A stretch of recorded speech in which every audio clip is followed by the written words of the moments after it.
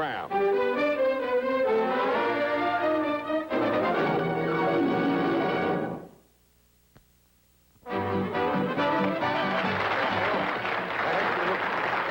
Thank you very much, ladies and gentlemen. And now it is with great pleasure and deep respect that I present the star of our show. A man who is not only the dean of American comedy, but who, like the tide, keeps rolling along month after month, year after year. Who, despite the wearing of the elements and the ravages of time, only gains in quality. And who, although failing in memory, still manages to find his way here every show. And here he is, Jack Benny.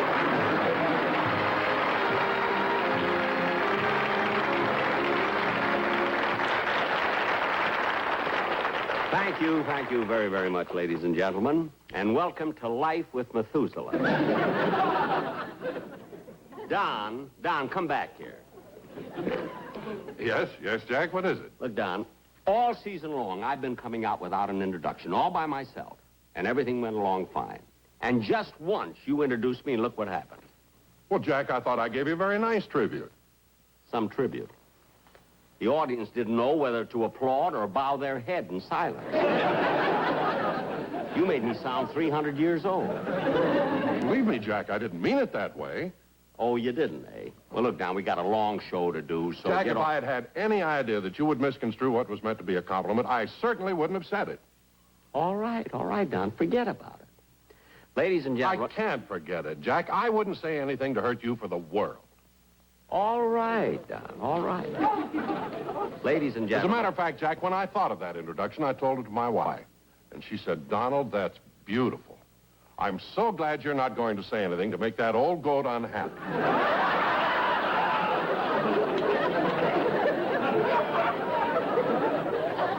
Don, your wife called me an old goat? Well, she didn't mean it that way. Well, how else could she mean it? An old goat is an old goat. Does your wife know about that contract you and I have? Well, yes, Jack. It's no different.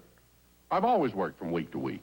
But if you look at the fine print, this year you're working from word to word. You could get fired between yours and Truly. Now go while you still have a job. But, Jack, how can you even think of firing me after all these years I've been with you, after all the loyalty and devotion I've given to you? Some loyalty and devotion. Every time I cut your salary, you went around telling everybody. Well, I didn't mean to. But when you go around knocking on strange doors and begging for food, you've got to explain. Don, get off the stage, will you please? Oh, all right. After all these years, that's the thanks I get. Imagine him begging for food. 3 years ago, he missed a meal, and the Red Cross declared his stomach a disaster area.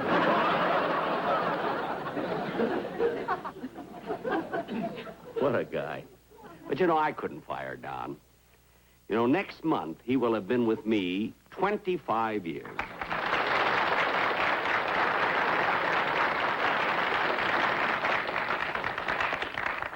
Thank you. You have just given him his bonus. And now, ladies and gentlemen, getting back to the program, I think we have a rather exciting show tonight because my guest star is one of the world's greatest ventriloquists, Mr. Edgar Bergen.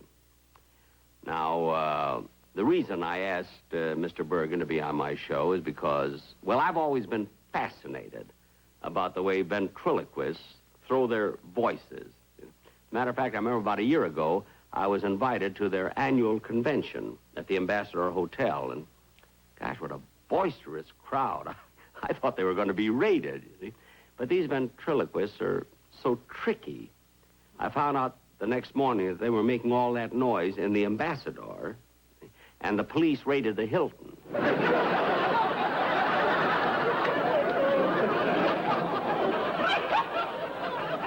It was a shame, too. Imagine 2,500 undertakers spent the night in jail.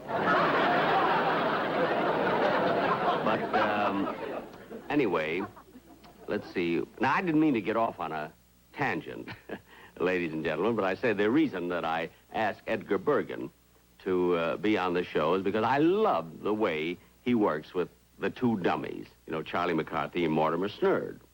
And when I first thought of the idea, you see, I had lunch with Edgar, and we discussed it a couple of times. And then I had an appointment just a few days ago to meet him at his house. Do you...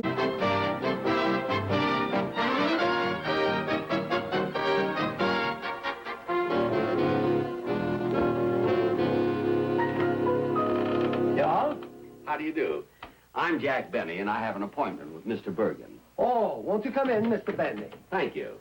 Mr. Bergen just called, and he said he will be home very soon, and that would you please wait for him? Oh, thanks, I will, yeah. Hey, a lovely home. My, what a beautiful portrait of Mrs. Bergen. Yeah, it is. To Edgar from Gustav. An autographed picture from the King of Sweden. I bet Mr. Bergen is very proud of this. Yeah, you bet you by jumping Jiminy. He is very proud indeed. Imagine. Mr. Bergen is Swedish, you know. I know. I am Swedish, too. No.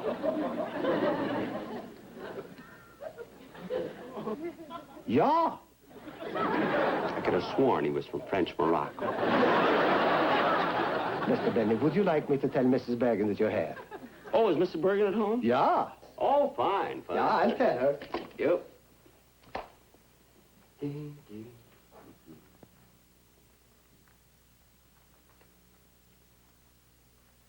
look at that turtle. Gosh, I haven't seen a turtle since that time I was out in the country. I was driving my Maxwell, and one of them passed me.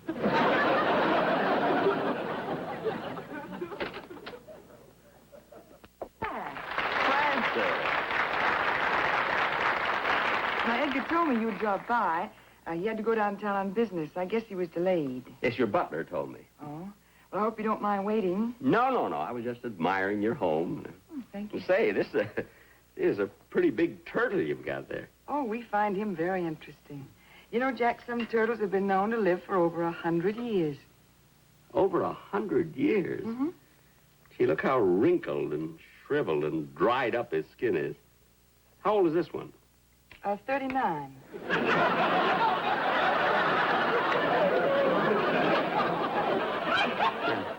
Must give my makeup man a raise. And what'd you say? Nothing. I'm awfully sorry Edgar's so late, but if you'd like a drink while you're waiting, I'll ring for Pierre and ask him to fix you one. No, I don't. Wait a minute. Your butler's name is Pierre? Yes. We picked him up in French Morocco.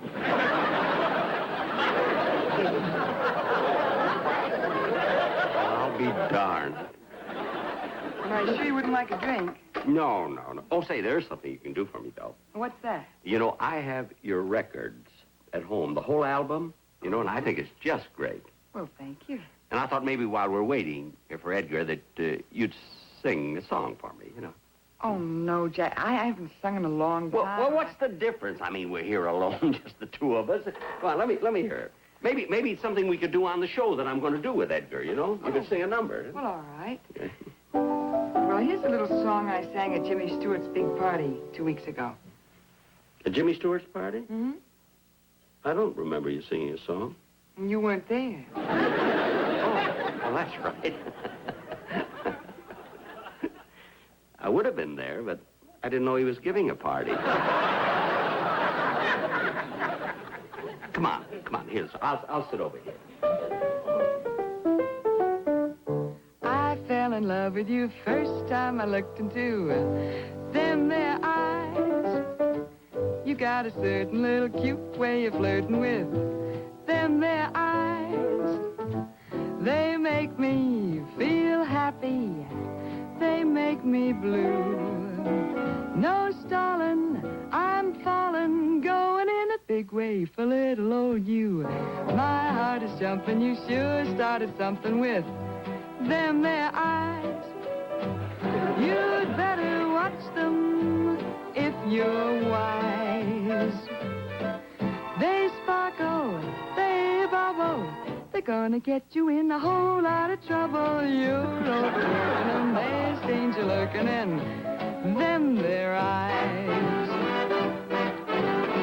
Those big blue eyes, you'd better watch them if you're wise. Baby blue eyes, they'll twinkle forever. They're always smiling at me when we're together. You're overworking them, there's danger lurking in them their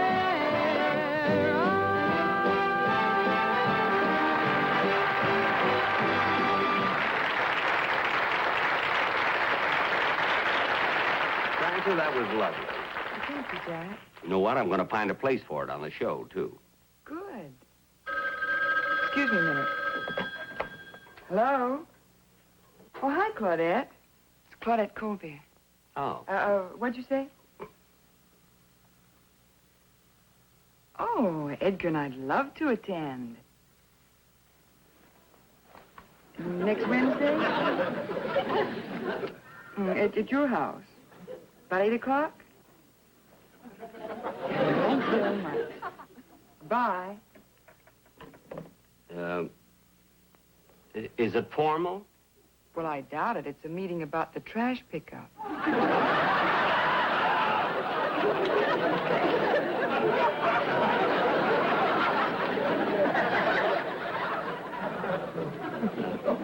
Now, Claudette, Frances. Mrs. Bergen. You know, when we do this show, Mrs. Bergen. I'm going to...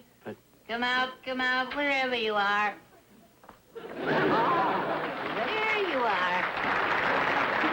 Look at the sketches I found outside.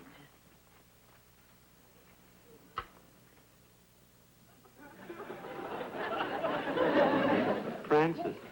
Oh, that's very interesting, Charlie. Can I go down to the city dump and slug rats with Skitty Dugan? Well, only for an hour. Oh, Charlie, look at that tie you put on. Has a stain on it. Now go to your room and put on another one. But all I'm going to do is Don't go down... argue. Now go to your room. Come on. Okay.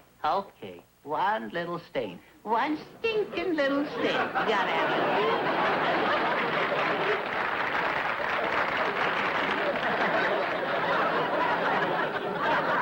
it. You know, Jack, sometimes Charlie just... Jack, what's the matter?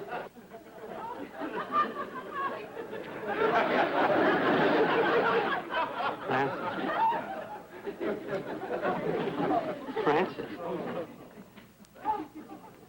That was Charlie McCarthy. Well, certainly. I don't know why that boy always has to put a tie on. He's real. What are you talking about? Well, all these years, I thought Charlie McCarthy was a dummy. Oh, now, Jack, you've been in show business all your life. How can you be so naive? I don't know.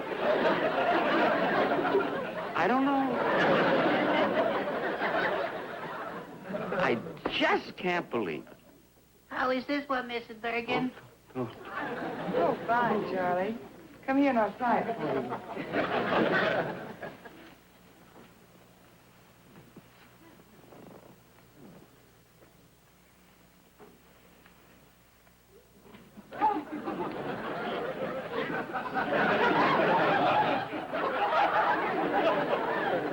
Are you trying to pick my pocket?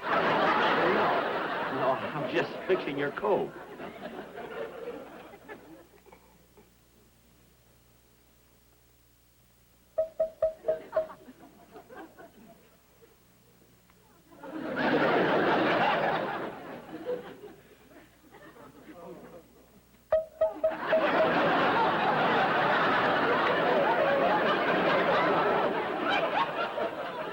That I don't understand at all.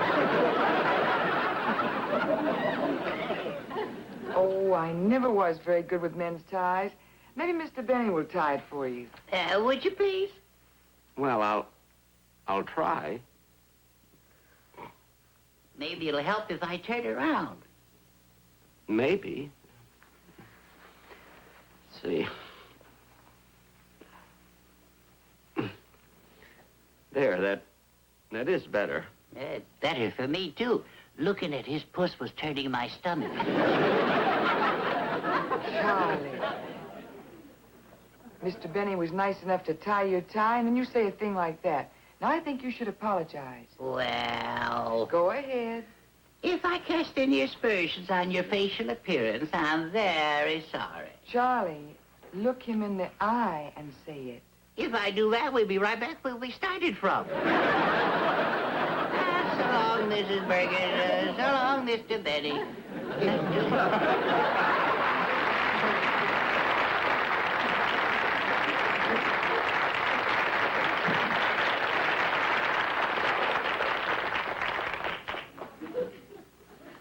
I can't believe it. I cannot believe it. Oh, Jack, you're not just putting on an act, are you? No. All these years, I was so positive he was a dummy, I would have bet 50 cents. No.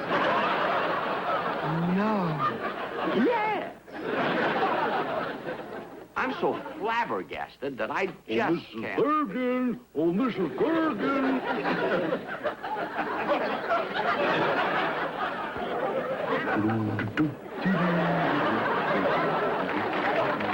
My work, I'm ready to collect my quarter. Well, fine, Mortimer. No. No. No. No. No. No. Now, here's your quarter. Did you finish raking the leaves? Yep. It was kind of tough getting up with the tree, but I got them all. Now, what are you going to do with your quarter? Well, I thought maybe I'd, look, the turtle got out of the aquarium. No, Mortimer, that's Jack Benny. Can we talk in front of him?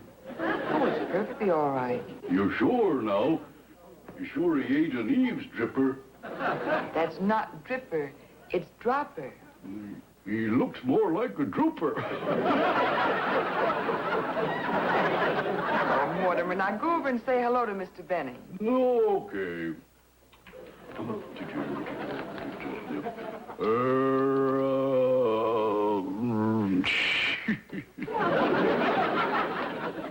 What did you tell me to say to him? I told you to say hello. Oh, yeah. Hello? So, you're Mortimer Snerd? Excuse me. Now, I know I'm Mortimer, but what was that last part he threw at me? Snerd. That's your last name. You are Mortimer Snerd. Now, we've told you that hundreds of times. But not today. What did you say your name was? I'm Jack. Benny. I'm Jack Benny. I'm so confused. You're kind of hard of thinking, too. Mortimer. This is Jack Benny, star of stage, screen, radio, and television. Jack Benny, the big star? Yeah, And you're on the stage, too? that's right. You got your television show? Uh-huh. Well, Jack Benny. Oh, you've heard of me? No.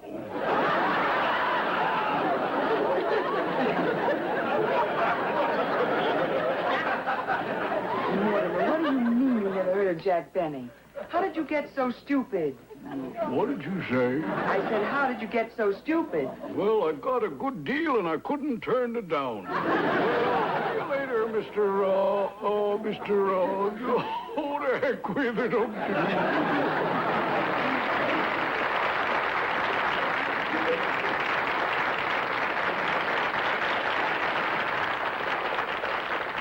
I can't get over it.